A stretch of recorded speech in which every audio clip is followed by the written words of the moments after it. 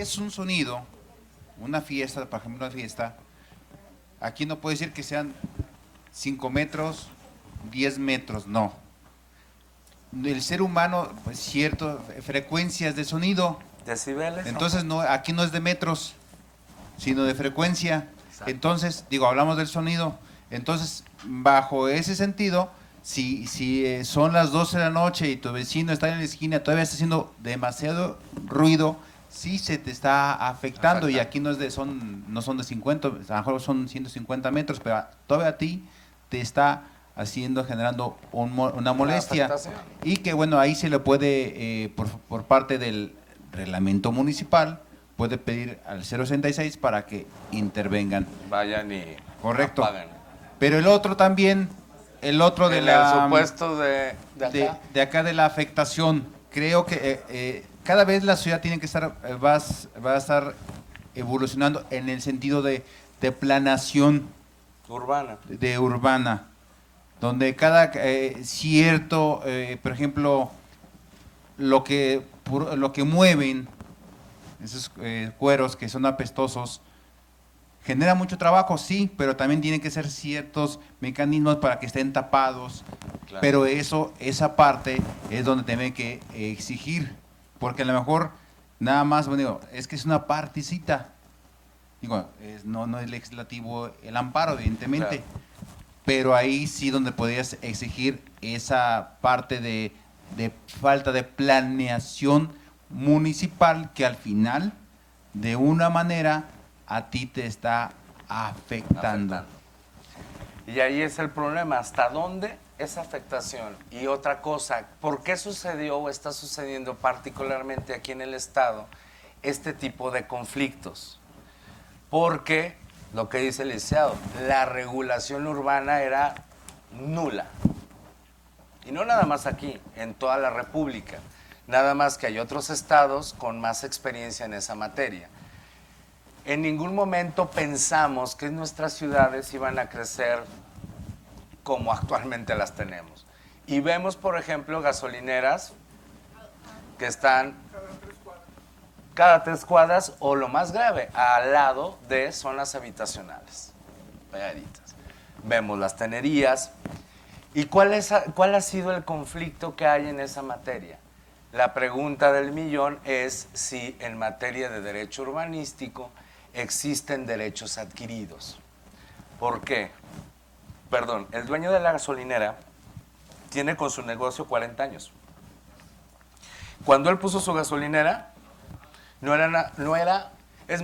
estaba regulado el tema urbanístico, no había una matriz de compatibilidad, no había un plan de desarrollo, no había nada. Pero de repente lo alcanza la marcha urbana y alrededor hay zonas habitacionales. Y lo más grave, cuando se expide el plan de desarrollo urbano estatal, se establece que esa zona es estrictamente habitacional o residencial, depende de en qué estado estemos, ¿no? ¿Qué pasa con esa gasolinera? La sacamos, la dejamos, el vecino va a decir, interés legítimo, tu estado le diste la autorización. Sí, pero él no puede estar aquí, mi vida corre riesgo, ¿por qué? Una explosión, etcétera. A ver, precisamente yo he pensado mucho en este ejemplo, traspolando la idea que usted dice en la química central. La química central parece ser, por lo que me dicen las personas más grandes que yo, ya tenía ahí más o menos aproximadamente 50 años. Cuando la química central se colocó en esa parte, la mancha urbana de León, los que se acuerdan de cuando estaban más, que son de mi edad, que casi la mayoría, León llegaba aquí. Aquí era un aeropuerto todavía hace muchos años, aquí donde estamos plantados. Todavía no estaba la Casa de la Cultura ni había colonia. Era un aeropuerto, el primer aeropuerto que estuvo León. Y la mancha urbana llegaba aquí a unas cuadras. Entonces... Hace 150 años dicen por aquí. No, hace 50, ¿qué pasó? Entonces, San Pancho nomás tenía 4 o 6 4 habitantes. No, 4 fundadores. bloques. 4 manzanas o 4 bloques. Okay. porque lo sé perfectamente, porque he visto los planos, estoy haciendo por ahí una investigación de las, de las Poquianchis, y ahí más o menos se ubica exactamente el plano, cuántas cuadras tenía San Pancho, y tenía 5 y lo demás era puro alfalfal. En Química Central. Voy para allá. Entonces la Química Central está ahí al centro, a distancia de aquí a allá eran aproximadamente 10 kilómetros, no nos llegaban los olores, bla, bla, bla. Pero la gente empieza a comprar unos terrenitos a un lado de de esa química y empiezan a construir.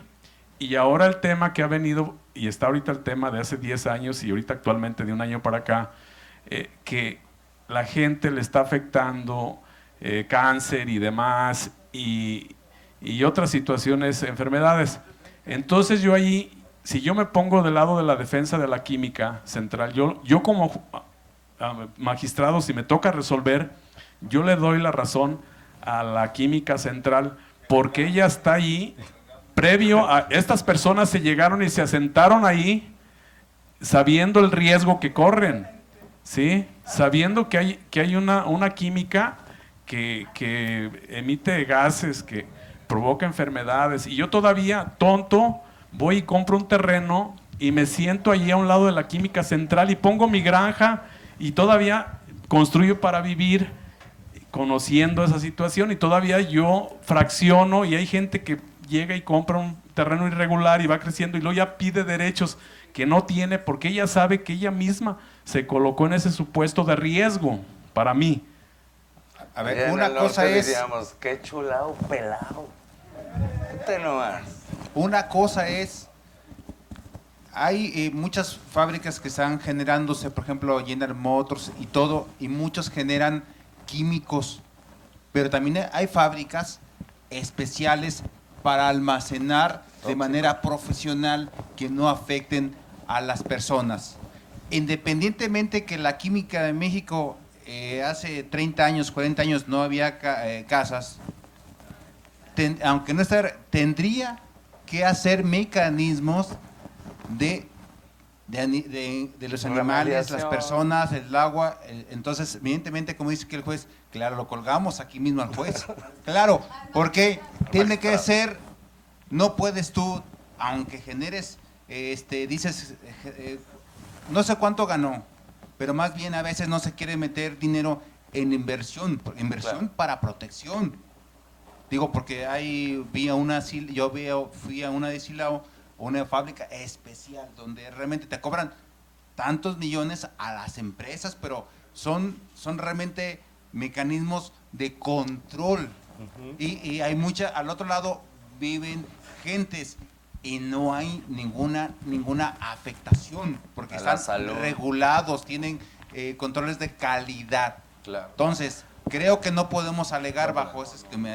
Bueno, olvidémonos de la Química Central, perdón, y vámonos a Salamanca, que todavía está más el problema. Abogado, espérame. A mí lo que me llama la atención es que si la cosa fuera así tan sencilla como, bueno, brutos, ¿para qué compran ahí? Digo, no es tan sencillo en el sentido jurídico del tema. Evidentemente ahí ya hay marcha urbana. Voy para allá, güey. Allá hay mancha urbana, ahí está. Tenemos un plan urbanístico que regula las zonas de la tierra, que regula las zonas de las ciudades. Hay zonas habitacionales, hay zonas industriales, etc. Y si a esa zona el plan le asigna un uso de suelo particular, ese uso de suelo debe respetarse. El problema es cuando antes de la expedición de ese plan ya teníamos ese tipo de planta y se asigna un uso distinto al que venía realizándose en esa parte del terreno. Y por eso les digo, el tema jurídico es el siguiente.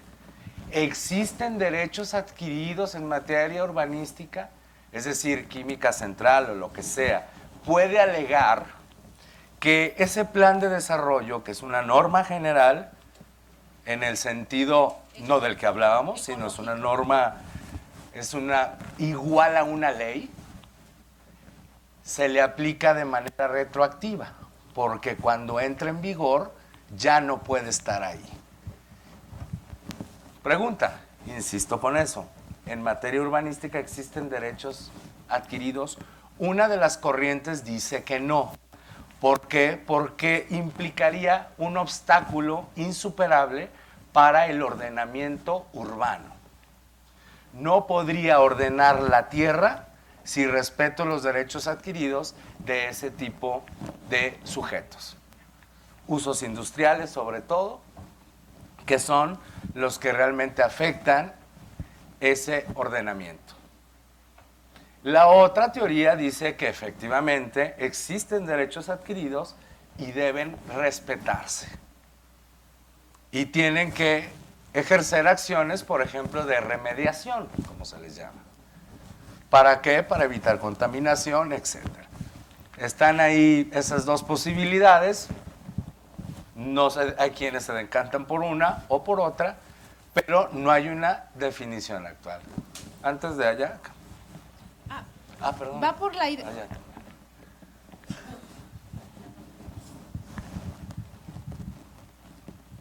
Yo, con el debido respeto para mi compañero de atrás, me parece que si atendiéramos a esa idea, entonces León no debió crecer porque había tenerías en el centro.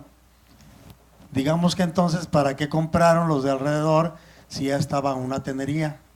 ¿Qué se hizo? Se tuvo que regular, se tuvo que retirar del centro porque causaba... Ordenar el territorio. Ordenar lo que ya se comentó. Entonces, pienso que sí, hay intereses primarios que son los de la salud de la población y además de que va creciendo urbanísticamente la ciudad. Gracias. Voy para allá, con derecho de réplica. Aguante un poco, abogado. Ha sido brutalmente atacado, pero él se defiende. Yo estoy de acuerdo con el compañero y en contra del magistrado. ¿Por qué? Eso. A ver. Tenemos que actualizarnos y tenemos que ir ponderando las situaciones. Aquí usted comentó y han comentado los compañeros, esto se tenía que sociabilizar. No podemos vivir en la sierra, no podemos vivir de la nada. Si bien es cierto, no se tenía planeado que iban a vivir o se iban a vender esos terrenos, desafortunadamente nos han invadido muchos extranjeros de otros estados, aparte de los que ya estamos aquí. Entonces eso ha permitido que León crezca de una forma brutal, no nada organizada. Y agréguele poquito el tráfico de influencias que hay. ¿Cuántas tenerías del Cuecillo, del barrio, no se han movido por las suyas? Muchas desaparecieron del centro y hay del Cuecillo, que puedo contar, del barrio, que son de ciertas gentes, de ciertos partidos, y siguen ahí, y siguen molestando a la gente y no se van a mover. Entonces, no es un derecho, no. O sea, han contratado a superabogados. ¿Y dónde están? Desde el momento que no se respetan ni las propias leyes. México es un país que no respeta sus propias leyes y provoca esa violación tras violación. Por eso estamos con la idea del compañero que quiere ser magistrado, un magistrado que va a ir en contra de la sociabilización, en contra de la ponderación de los derechos, en contra del mejoramiento, desde mi punto de vista. Yo sería su contraria y le diría ¿por qué? Ándale, abogado, defiéndase. Viene mi derecho de réplica. Si hablo del tema es con conocimiento de causa. Su servidor a los 11, 12 años tuvo oportunidad de trabajar en una tenería. No trabaja ahorita. Y en esa tenería que se llamaba La Hormiga, quiero decir que todavía no conocía bien el tema de lo que es las aguas. Estamos hablando el principal tema de las aguas, la contaminación de las aguas. Ya entrando yo en la prepa empecé a hacer un trabajo sobre la contaminación de las aguas. Cuando llegué a la universidad, que tuve oportunidad de pisar la libre derecho, Ahí hice un trabajo de investigación, de la contaminación de las aguas en León. Y yo auguré en ese tiempo el problema que estaba ocasionando la contaminación, que es el Prisa de la Silva y otro tema que ya sabemos.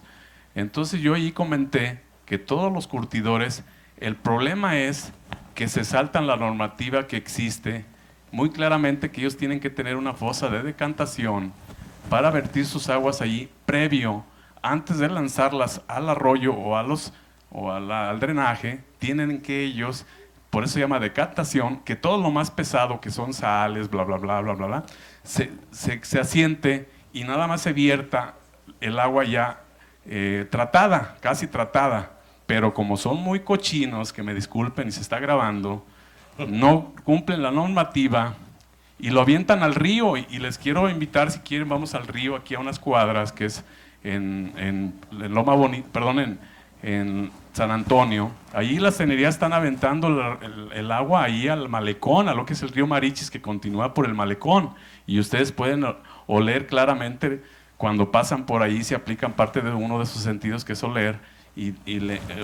Por eso huele a ese, porque yo ahorita abordando el tema del interés legítimo, precisamente puedo entrar yo allí, que tengo un interés legítimo en que ahora sí me vinculo y le digo a la autoridad, a ver, tú otorgaste este permiso y no lo está cumpliendo. Ese es por parte de mi derecho de réplica de las tenerías. Y si me permite el compañero que dijo que si los decibeles que están provocando, que me están afectando a mí como vecino, le voy a decir ahí, sí se aplica el reglamento, pero también yo voy con un interés legítimo y precisamente voy a poner un tema en la mesa que todos conocen, si me permiten, es el del tema La Salle, que era antes la UBAC. La UBAC se sentó ahí en el cerro, en las manchas del Cerro Gordo, por ahí a principios de los 70, si no mal recuerdo. Entonces, cuando se sienta, yo iba a matar pajaritos por ahí alrededor, y me acuerdo que no había ninguna casa por ahí alrededor. Entonces, si yo sé que está una universidad, que al principio nomás tenía 10 alumnos o 20, pero va creciendo esa universidad, y ahorita no cabe un alumno en esa universidad, porque hay millones de alumnos de allí, entonces todos estos alumnos provocan un problema. Todas estas casas están invadidas alrededor ya de alumnos, y hay antros. Bueno, voy para allá. Hay antros y ya las casas, muchos vecinos se están quejando porque hay el ruido de estas casas que eran casa habitacional y se volvieron antros y están fastidiando o molestando al vecino.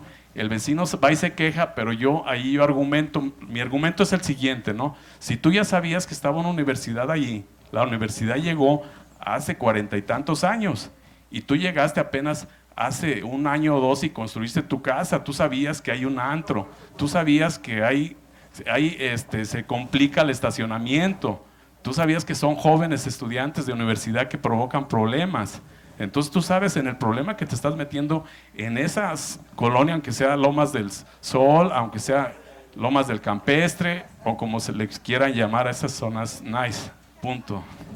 Y esa parte que desafortunadamente no podemos traducirla en el aspecto jurídico, se nos pierde. El interés legítimo siempre lo va a tener el vecino frente a esa situación. Es una situación que es actual. La universidad pudo haber estado ahí 100 años. El punto es que ahora, como ha crecido demasiado, ya genera un problema de contaminación ambiental por ruido, el tema vial, que también es un tema de interés legítimo. ¿En qué medida a mí me afecta, ni siquiera siendo colono del fraccionamiento colindante? El hecho de que para trasladarme, por ejemplo, a mi trabajo tenga que pasar por determinadas arterias primarias o secundarias donde está esta universidad, me provoca incluso una afectación indirecta que se traduce en un interés legítimo, individual. A mí me afecta. Y eso puedo discutirlo sin mayor problema en el amparo. El problema es hasta dónde se extiende ese interés legítimo. Y esto, supongo que aquí habrá algunos casos, no conozco algunos de aquí, pero de Nuevo León sí.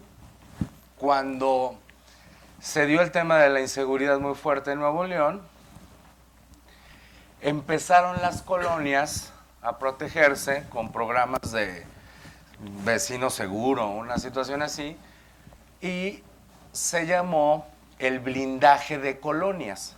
Lo que hacían es que no había cotos, no había fraccionamientos privados de esos con pluma, o había pocos, y los que eran colonias abiertas empezaron a cerrar vialidades para acercar su colonia. Entonces la discusión de unos a través de un interés legítimo era: ¿por qué me cierras esa vialidad? Yo no vivo en esa colonia, pero necesariamente tengo que pasar por esta arteria.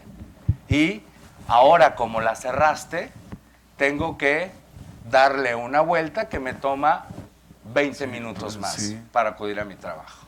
¿Y qué pasó? Los amparos se concedieron. ¿Por qué? Porque efectivamente estaban lesionando ese interés legítimo. No había bases suficientes para blindar las colonias. Y otro supuesto: dentro de esas colonias empezaron a proliferar las asociaciones de colonos. Eran 5 cuates o cuatas que se juntaron y ahora somos la mesa divertida y vamos a tomar decisiones para nuestra colonia. Y la decisión que tomamos es cerrarla. Pero una persona dentro de esa colonia no estaba conforme. Se fue al amparo diciendo: ¿por qué la cierran? Es más, me están cobrando una cuota de 200 pesos para poner las rejas y luego tengo que pagar vigilancia. Y no, el Estado está obligado a dar esa seguridad. ¿Qué pasó? También se concedieron los amparos. Esto genera una situación social alarmante donde el Estado, en términos generales, tuvo que regular esa situación y expidió una ley de blindaje de colonias, donde decía: para blindar una colonia, es decir, para cercarla, necesitas el 100% de los colonos, necesitas un dictamen vial para que no afectes a colonias circunvecinas, y solo así te autorizo ese blindaje. ¿Saben cuántas colonias blindaron? Ninguna. Con uno que se opusiera, adiós. Aquí está pasando precisamente, permítanme insistir, si no les molesta mi comentario, y si les molesta, pues discúlpenme, pero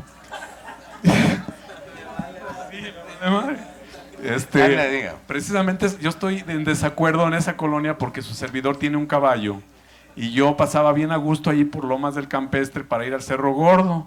Pues ahora blindaron esa colonia y yo mi caballito, pues ir por el Boulevard Insurgentes y Alonso de Torres, pues está más complicado, ¿no? Entonces ya me cerraron y ya no puede usted pasar, es más, ni caminando, porque el vigilante, si lo ve que está brincando las macetas, que pusieron unas macetones, primero fueron conscientes, dejaron la maceta pegadita y para personas que deambularan, ¿verdad? Pero ya ahorita completamente ni una mosca cabe. Está bien blindado, es más, la idea, a lo mejor si se la toma de ahí Trump, para ponerlo allá les sirve, porque nadie puede brincar esas rejas ahí que pusieron ahí frente justo a La Salle. Esa colonia la blindaron y gracias a un permiso que otorgó el expresidente Sheffield. Y la verdad, pero bueno. Entonces aquí también hay una ley que prevé esa situación, ¿o no? No hay, estamos son todavía. Son permisos, En el Código Urbano no están ese tipo de autorizaciones. No está. Hasta donde conozco, yo no he visto. ¿Sí? Hay un reglamento.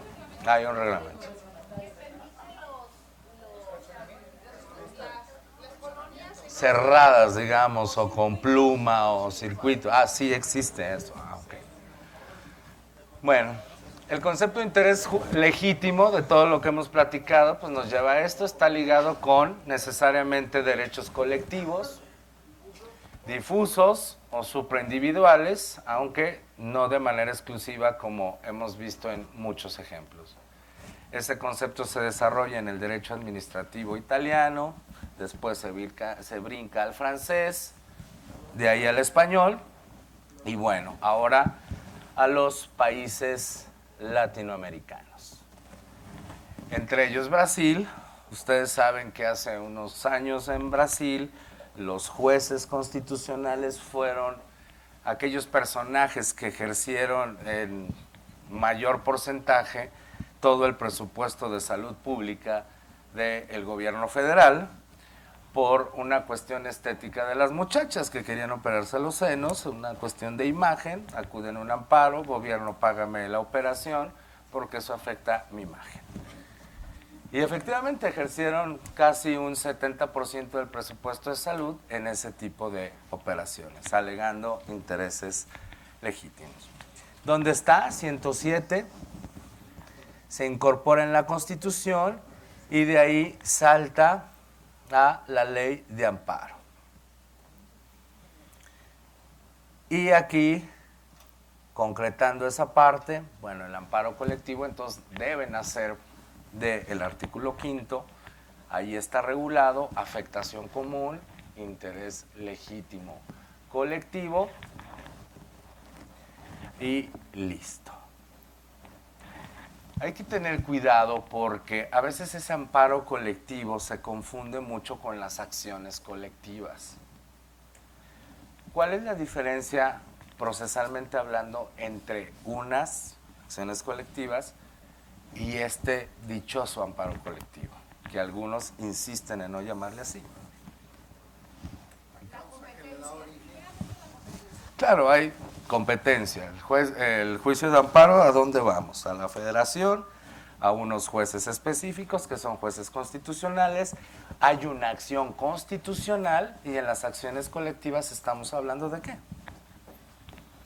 De acciones. Exactamente, una acción civil, una acción legal, ¿ante qué juez? Un juez federal, pero no, un juez federal, pero no constitucional.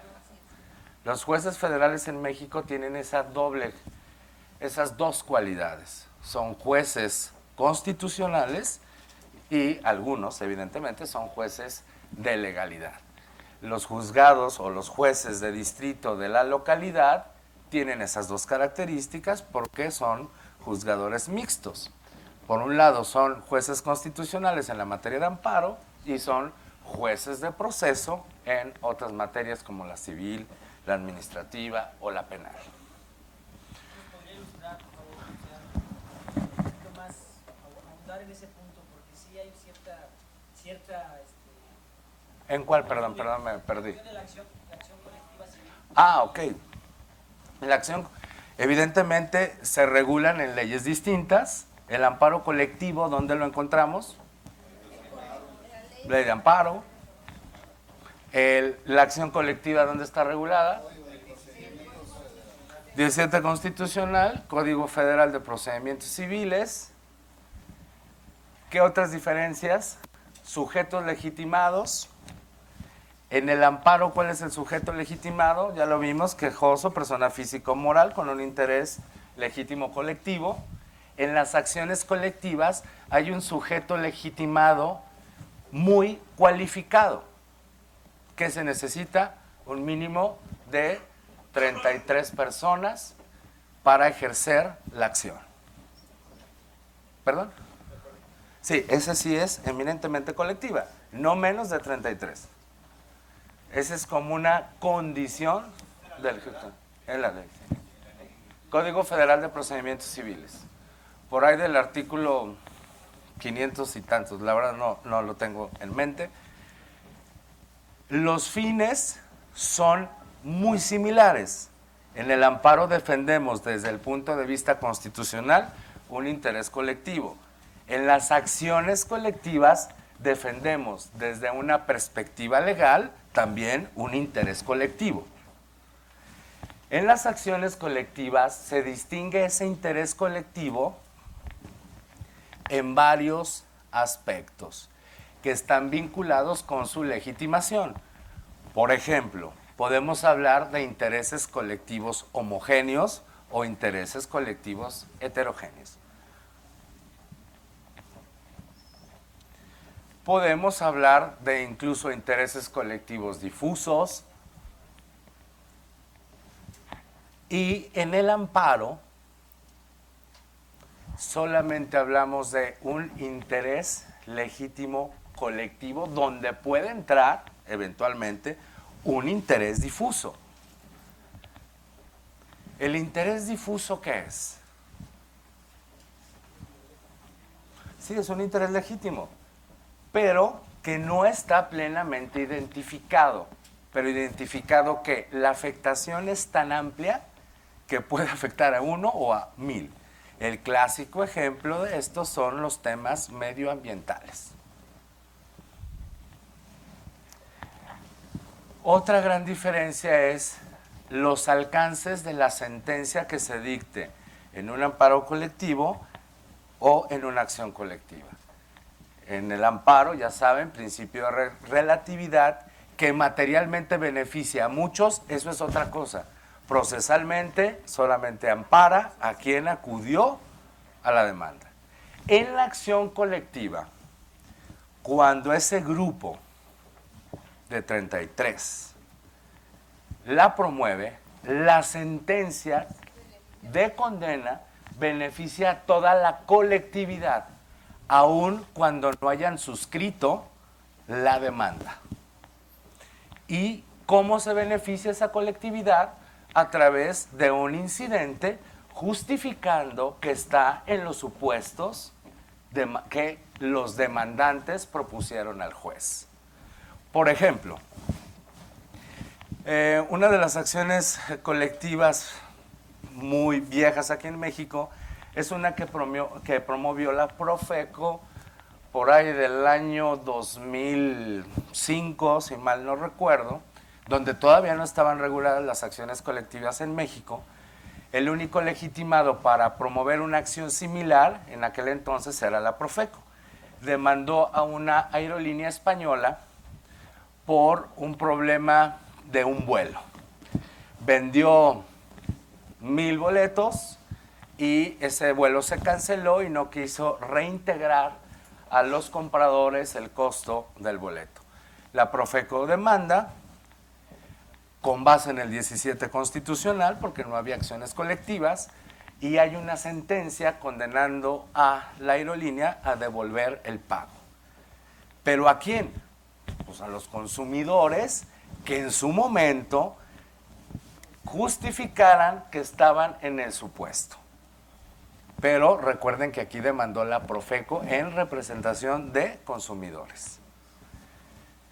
Y finalmente, a través de un incidente, uno acreditaba que había comprado, la sentencia de condena beneficiaba a todo un colectivo, a todos los consumidores que se ubicaran en la misma situación.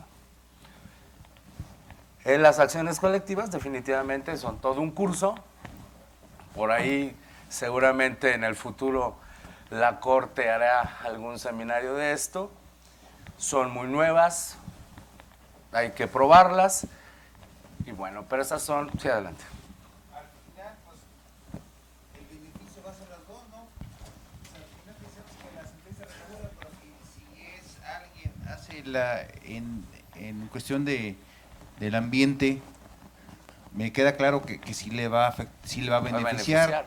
Entonces, si vemos en tiempo, pues mejor un amparo que la acción sí, colectiva. La acción colectiva tiene muchos requisitos, tiene muchas eventuales, los tiempos son más largos que precisamente el amparo. Aunque cuando no podemos buscar en el amparo, muchas veces en el tema de un amparo colectivo, una condena monetaria, lo que sí tiene la acción colectiva. La acción colectiva, ahora sí que valga la expresión, lo mágico y maravilloso de una acción colectiva es que hay una acción, una sentencia de condena a la reparación del daño, y ya hay una sentencia, una condena adicional ejemplificadora por el actuar de tal persona, puede ser un particular, una empresa, puede ser el propio gobierno, se le condena a pagar daños punitivos, lo que se conocen en el derecho anglosajón como daños punitivos, que en su momento se argumentó que en nuestra acción colectiva mexicana estaban excluidos. Las grandes firmas, de Estados Unidos que promueven este tipo de acciones invierten y tal cual hacen una inversión fuerte de dinero para quedarse con el caso y se cobran precisamente con los daños punitivos. Resarcen el daño a consumidores, pero de donde gana, digamos, el despacho es de los daños punitivos. En México no se reconocen como tales, como daños punitivos, pero hay una condena económica ejemplificadora a aquel que generó el daño. Y de esa condena genérica, el representante legal de la acción colectiva se lleva inicialmente un 20%, hasta determinada cantidad, y de ahí va bajando un 10, un 5, hasta un 2.5%. En el amparo no tenemos eso. Pero básicamente entonces esa sería la diferencia, el pago del daño punitivo, porque en el amparo ya sí se da, que si no se puede hacer la reparación, Hay una, claro, hay una sustitución de alguna forma económica, pero no podemos perseguir, no podemos cobrar en el amparo, por ejemplo, en tema... Adelante. Hay un asunto de un muchacho, precisamente en Regiomontano, que en base a ese concepto anglosajón de daño punitivo, creo que tuvo la primera sala, condenó al hotel. O sea, en base a ese daño, a ese concepto de daño punitivo, condenó al hotel. Pero ojo, ahí lo que pasó en ese caso no fue un tema de acción colectiva, No, fue un fue tema un de amparo. daño moral, que fue lo por la vía trascendente. civil, ¿no? Sí, claro. Sí. Que fue lo trascendente de esa. Hay dos sentencias trascendentes en México de últimos tiempos en materia de daño moral. En daño moral, en el derecho de reparación de daños, como en otros países se le conoce, nosotros estábamos muy atrasados, y sobre todo en el tema de reparación de daño moral. La cuantificación. Decían, demanda por daños y perjuicios, y entre los daños están los daños materiales, que prácticamente son eminentemente resarcitorios, es decir, perdiste 5 pesos, ten tus 5 pesos. Pero al lado de este daño se descubrió que existe otro, como el moral. El problema era, ¿y cómo lo cuantificamos? ¿Qué parámetros utilizamos? Pensemos en una muerte. Alguna persona atropella a otro, lo mata y listo. ¿Cómo vamos a cubrir el daño moral a ese sujeto, al ofendido?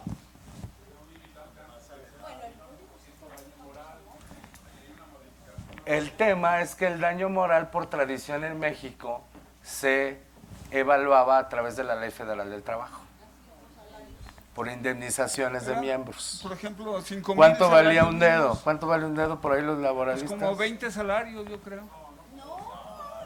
¿Cuánto vale? es risorio, ¿O una mano? 10 días de salario, y dependiendo el dedo, porque Están tasados, ¿no?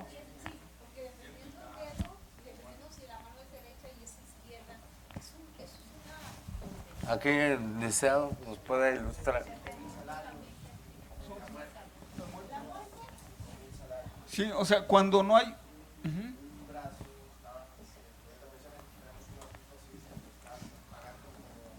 ¿Cuánto?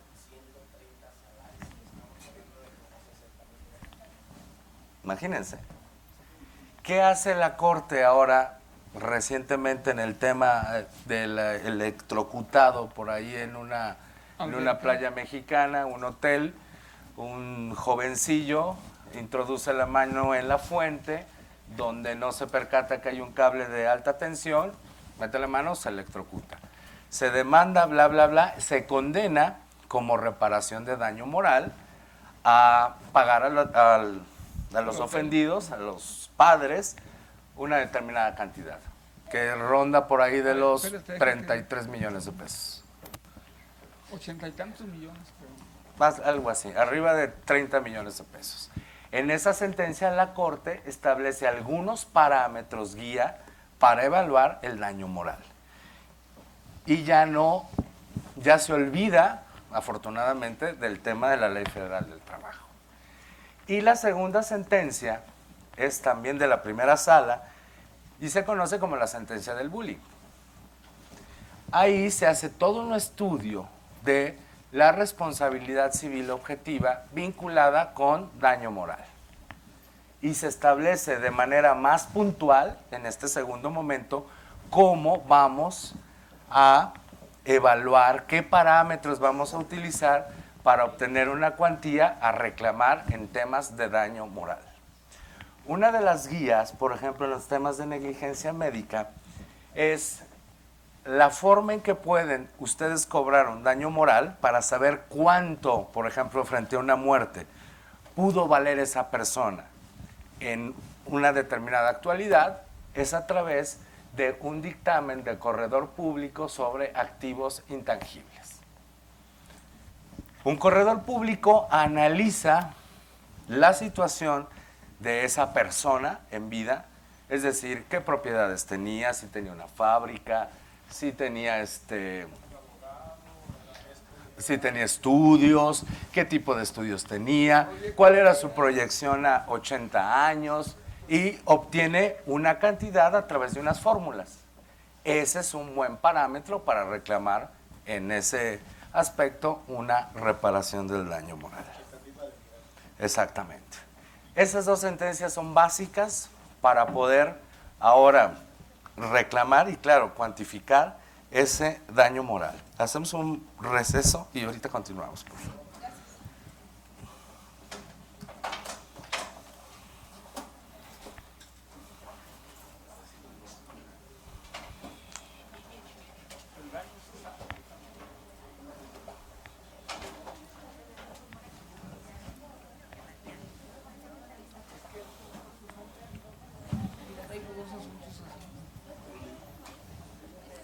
¿Te acuerdas de que nosotros somos una ONG Ah, sí, sí, sí. que sí. tenemos un amparo colectivo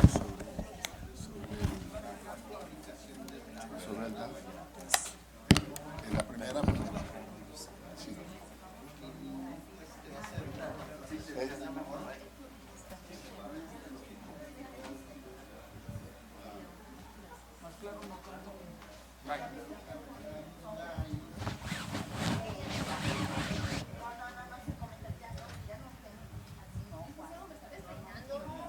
Ay, perdón, abogada. Uy, qué pelonero. Con la licenciada. No anda peinada la licenciada, ¿cómo la voy a despeinar? Ahorita le voy a pasar el saco. Déjala, le voy a correr hasta acá.